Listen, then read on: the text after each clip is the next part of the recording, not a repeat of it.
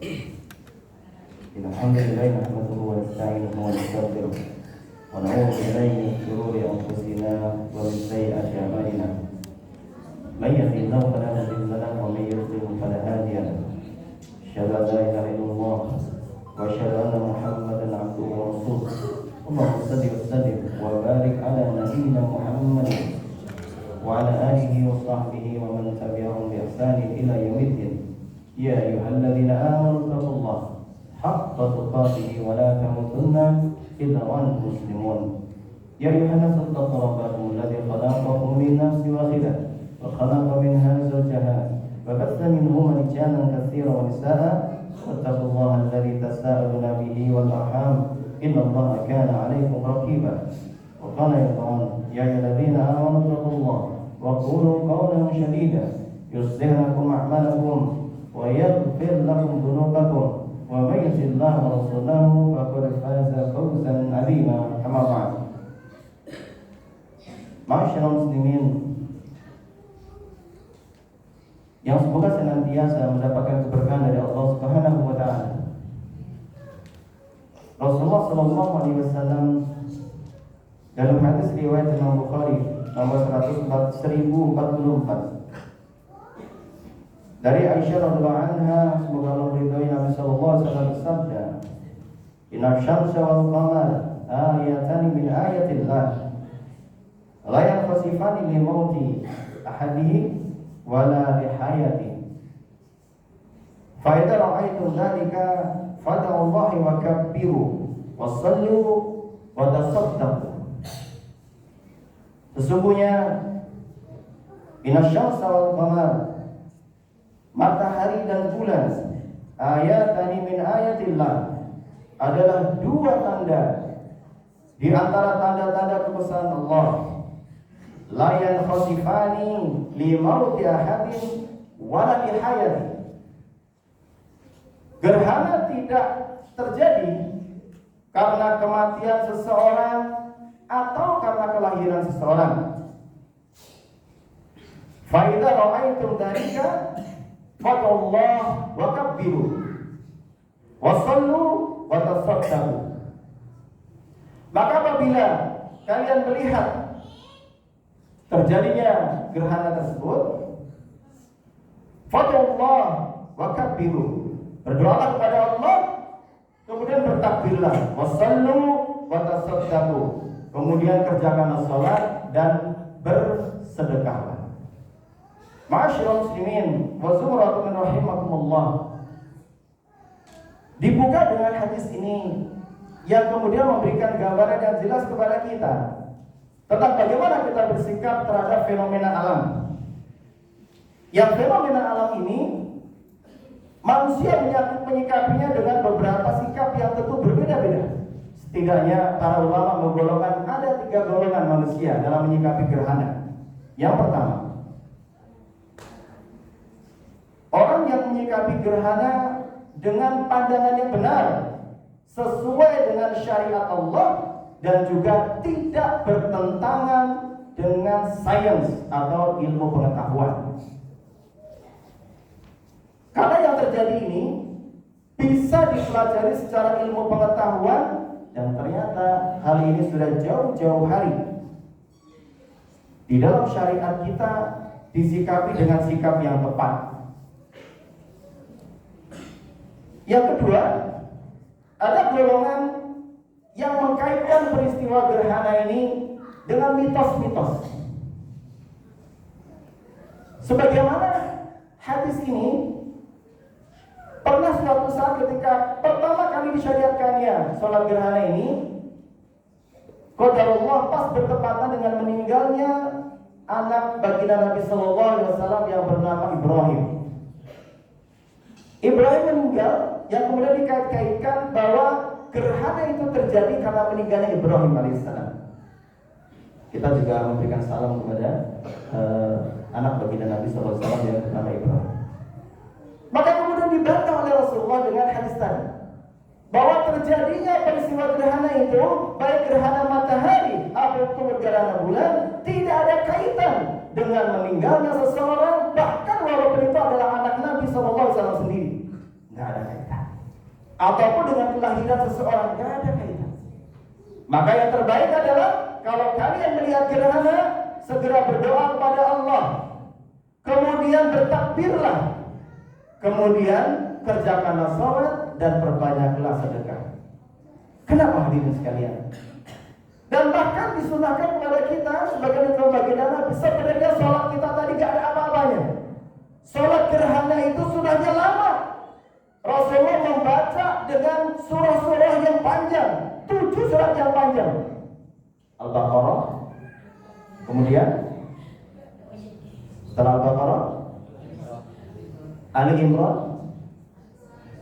An-Nisa, Al-Maidah, Al-A'raf, surat-surat yang panjang. Maka mohon maaf, apa sih hikmahnya?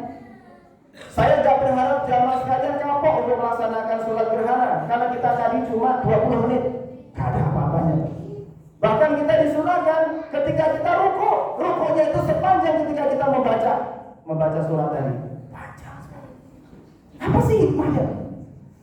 Apa hikmahnya? Kenapa kita diperintahkan sholat gerhana dengan panjang?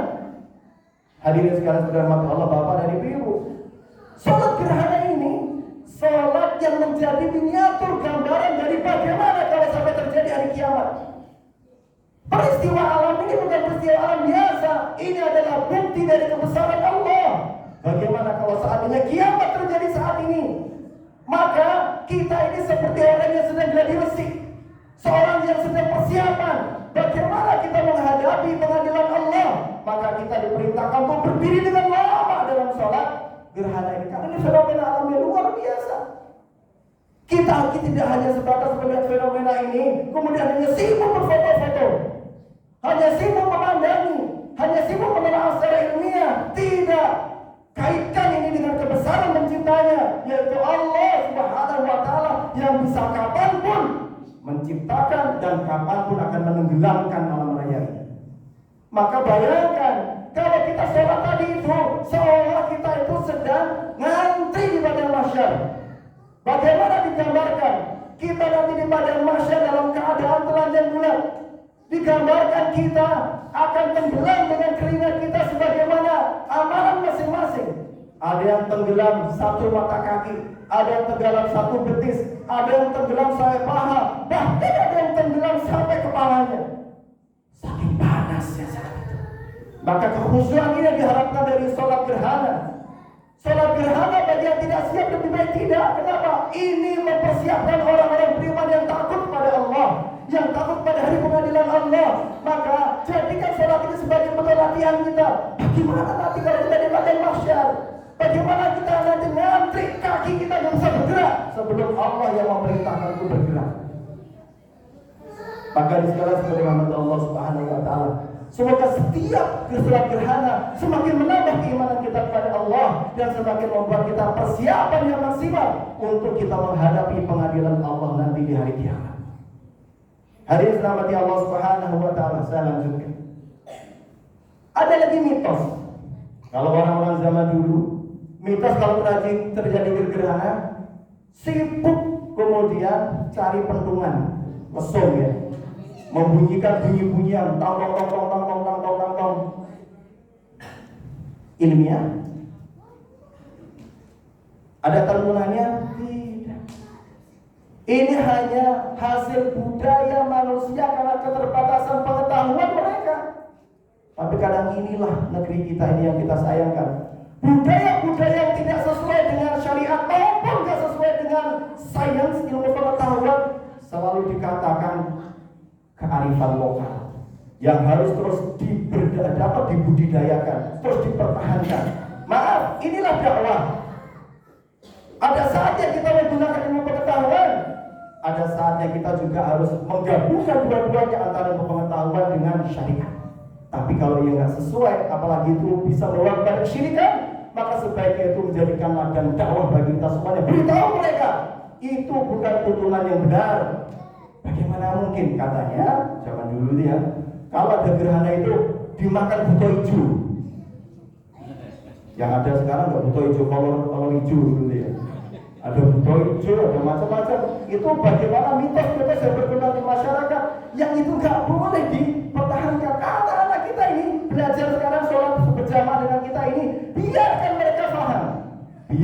mereka tahu, oh inilah syariat sholat gerhana yang tujuannya adalah untuk memulihkan tauhid kepada Allah. Masyaallah muslimin, wazumuratukum rahimakumullah.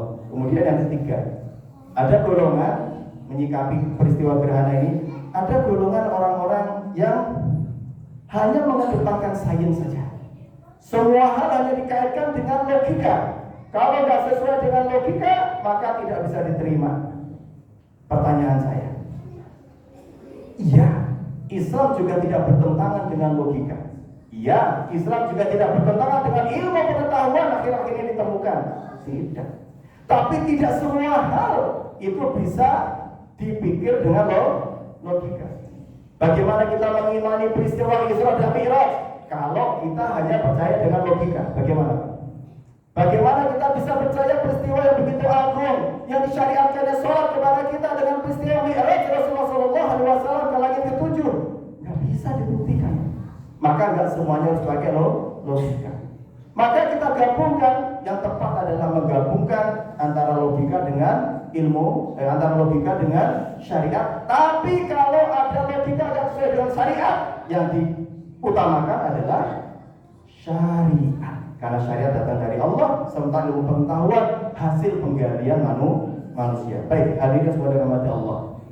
Sedikit saya ingin menyampaikan bagaimana bukti-bukti kebesaran Allah. Bagaimana bukti-bukti di antara sekian tanda-tanda kebesaran Allah yang kita belajar dari peristiwa gerhana ini, kita kemudian bisa berkembang belajar kepada bukti-bukti kebesaran Allah yang lainnya. Mari kita lihat.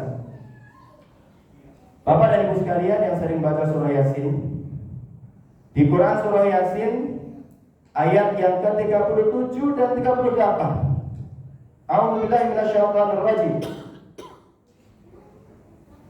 Wa ayatul lahumul lailu naslahu minhu nahara fa idahum mudlimun wasyamsu tajri li mustaqarrin laha dzalika taqdirul azizil alim wal qamara qaddarnahu manazila hatta ada kalurjunil qadim. Dan suatu tanda kebesaran Allah bagi mereka adalah malam. Kami tanggalkan siang, maka seketika itu pula mereka berada di dalam kegelapan. Dan matahari, wasyamsu tajri mustaqarrin laha, dan matahari berjalan tepat pada peredarannya. Dzalika taqdirul azizil alim. Demikianlah ketetapan Allah yang Maha Perkasa dan Maha Mengetahui. Wal qamar qaddarnahu manazila hatta ada kalurjunil qadim. Dan telah kami tetapkan tempat peredaran bagi bulan, sehingga setelah ia sampai kepada tempat peredaran terakhir, kembalilah ia seperti bentuk tandan yang tua. Hadirin sekalian, ayat ini turun jauh sebelum ada penelitian secara ilmiah. Lebih dulu ayat ini turun, yang ini membuktikan kalau Al-Quran ini betul-betul datang dari Allah. Tidak mungkin Al-Quran ini adalah hasil karangan Muhammad, yang mana Muhammad gak tahu Pak apa yang terjadi di atas langit sana. Bagaimana mungkin Muhammad dengan teknologi yang belum ada bisa mengetahui apa yang terjadi di langit, apa yang terjadi di peredaran alam semesta ini? Kalau itu terbukti hari ini, berarti harusnya para ilmuwan, kalau mereka fair, mereka jujur dengan ilmunya, maka akan banyak para peneliti, para ilmuwan yang harusnya beriman kepada Allah, karena mereka akan terheran-heran, Pak, kok bisa ya? Ini baru saya temukan sekarang, tapi ternyata Al-Quran sudah memberitakan 1500 tahun yang lalu. Duluan siapa? Duluan Al-Quran. Bayangkan Pak, Al-Quran bisa mengatakan bahwa matahari berjalan tepat di peredarannya, demikian pula dengan rembulan. Masing-masing beredar. Kok masih nggak beriman pada Allah? Baik, kita lanjutkan. Kemudian ada lagi, wa min ayatihi an khalaqalakum min anfusikum azwajan litaskunu ilaiha wa ja'ala bainakum mawaddatan wa rahmah inna fi dzalika laayatin liqaumin yatafakkarun. Termasuk tanda-tanda kebesaran Allah itu apa? Allah menciptakan orang berpasang-pasangan. Laki-laki ada rasa senang kepada perempuan. Itu fitrah. Dan itu aneh Pak. Kok iya ya? Kok bisa ya? Saya kok pada waktunya nanti anak-anak kita ini kok akan ada rasa senang sama lawan jenisnya. Yang aneh sekarang, Kok bisa? Laki-laki senang sama laki-laki. Udin senang sama Asep. Kok bisa? Kok bisa? Harusnya Udin sama Aminah. Allah yang menetapkan bahwa kita akan diberikan pasangan-pasangan yang memberikan ketenangan hati kita. Kok nyari pasangan yang gak sesuai? Dan itu pengen dilegalkan lagi oleh Yahudi. Stop dulu. Kita akan buktikan lagi. Bagaimana yang menarik lagi? Saya izin, kita sambil iktikaf di masjid ini. Di Quran surah Ar-Rahman, bagaimana fenomena laut yang hari ini terbukti ada laut yang bertemu tapi ternyata tidak bisa bergabung. Ada yang pernah lihat tuh? Ada lautan yang tidak bisa bertemu. Ini ada di laut di Samudra Atlantik. Bagaimana dua laut yang betul-betul terlihat, warnanya pun berbeda, yang satu tawar, yang satu asin, nggak bisa bertemu. Baru kemarin Al-Quran sudah memberitakan di Ar-Rahman ayat yang di Quran surah Ar-Rahman ayatnya yang ke 20. A'udzubillahi minasyaitonir rajim. Fa bi ayyi ala'i rabbikuma tukadziban?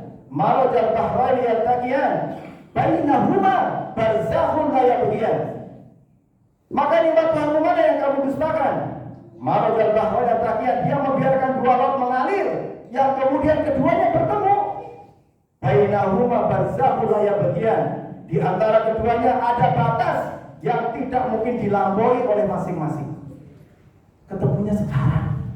Al-Quran memberitakan 1500 tahun yang lalu. Kok masih nggak beriman?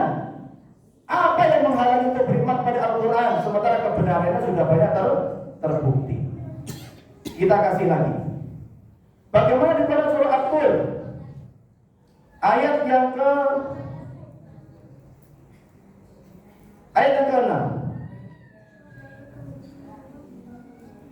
Ada api di dalam lautan di lepas pantai Miami ditemukan ketika meneliti kerak bumi. Dengan suhu apinya ini Pak Bu 231 derajat Celcius. Kita 40 derajat aja sudah step ya. Sudah kejang-kejang 40 derajat. Hawa kita kalau sudah di atas 50 panas. Ternyata ada api di dasar lautan 231 derajat dan itu ditemukan oleh osiolog ya, orang yang meneliti tentang kelautan, dan itu ada di Quran surah At-Tur. Wal bahril masjur, dan di dalam laut itu ada api yang menyala. Bayangkan, ada di Al-Quran. Apa yang menghalangi untuk manusia tidak menerima hidayah? Yang menarik lagi, ini anak-anak kita yang sekolah. Mungkin kita dulu yang pernah sekolah, semoga masih ingat bagaimana teori turunnya hujan. Teori turunnya hujan. Di Quran surah Ar-Rum ayat yang ke-48. A'udzubillahi minasyaitonir rajim. Allah yang mengirimkan angin. Lalu angin itu menggerakkan awan dan Allah membentangkannya di langit menurut yang Dia kehendaki dan menjadikannya bergumpal-gumpal. Lalu engkau lihat hujan keluar dari celah-celahnya, maka apabila Dia menurunkannya kepada hamba-hamba yang dikehendaki, tiba-tiba mereka merasakan kegembiraan. Kitab suci mana yang dibuat, yang ada 1500 tahun yang lalu sudah bisa menggambarkan secara ilmiah bagaimana proses terjadinya hujan. Al-Quran. Padahal dulu belum ada yang meneliti seperti ini. Coba. Hebatnya. Bagaimana kita nggak bangga dengan agama kita ini? Bagaimana kita nggak semakin serius mendakwahkan agama ini? Kalau kita ingin menyelamatkan manusia dari jalan kegelapan menuju cahaya. Cahaya apa? Al-Quran. Maka hadirin sekalian, dulu saya tutup. Apa yang menghalangi kita untuk tidak taat kepada Allah? Sementara bukti-bukti sudah terlalu banyak. Belum lagi banyak lagi bukti-bukti kebesaran Allah yang lainnya. Bagaimana penciptaan manusia? Di Quran surah Al-Insan yang tadi saya baca. Hal ata 'alal insan Bagaimana penciptaan manusia? Hal ata 'alal insani hinun minad dahri lam yakun syai'an madhkura. Inna khalaqnal insana min nutfatin amsyajin nabtalih faj'alnahu baina sami'an basira. Bagaimana manusia diciptakan dari segumpal? Bagaimana manusia diciptakan? Maaf, dari cairan yang sangat menjijikkan, yang kemudian menjadi nutfah, menjadi alaqah dan seterusnya sampai kemudian kita terlahir ke alam dunia ini. Al-Quran menjelaskan semuanya. Yuk kita semakin cinta dengan Allah, semakin cinta dengan Rasulullah, semakin cinta dengan kitabnya, dengan kita mengambil ibrah pelajaran.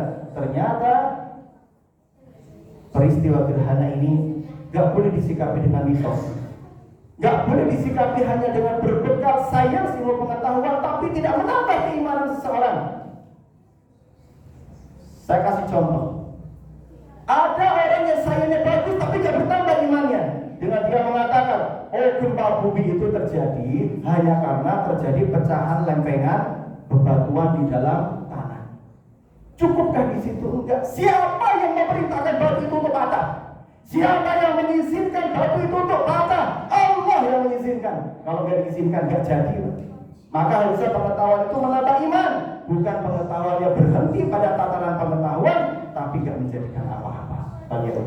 Maka sikap kita, ayo ketika sesuai dengan ilmu pengetahuan, maka kita semakin beriman. Kalaupun ada yang belum ketemu logikanya, tetap kita harus kedepankan di iman kita. Selama ada dari yang jelas dari Al-Quran, dari sunnah baginda Nabi, dan nasihat-nasihat para ulama kita. Semoga bermanfaat. Barakallahu fil Qur'anil azim wa nafa'ani wa iyyakum fi minal ayati wa dzikril hakim. Aqulu qouli hadza astaghfirullah innallaha huwal ghafurur rahim.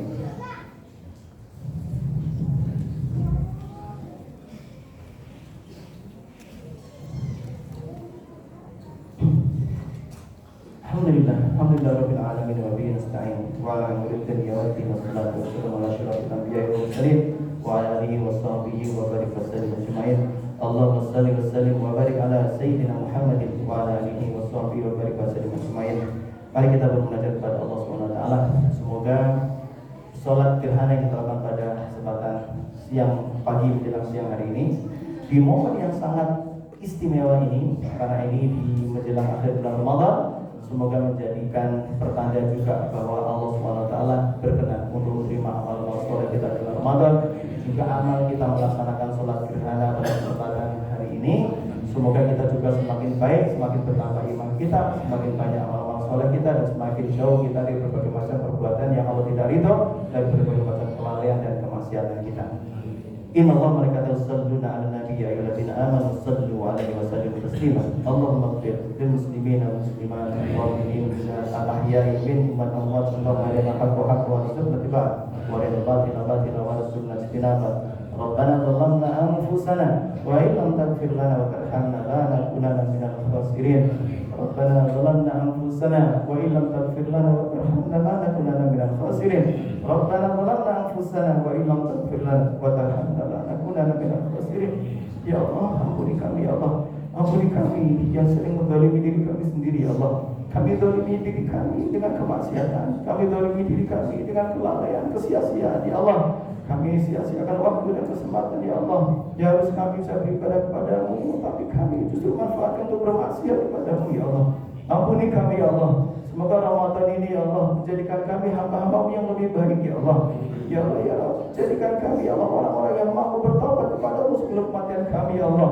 Allahumma nas'aluka salamatan fid din wa afiatan fil jasad wa ziyadatan fil ilm wa barakatan fil rizq wa tawbatan qabla al-maut wa rahmatan 'inda al-maut wa maghfiratan ba'da al-maut. Allahumma hawwin 'alaina fi sakaratil maut wa najjina minan nari wal afwa inda al-hisab. Rabbana la tuzigh qulubana ba'da idh hadaytana wa hab lana min ladunka rahmah innaka antal wahhab. Rabbana atina fid dunya hasanah wa fil akhirati hasanah wa qina adzaban nar.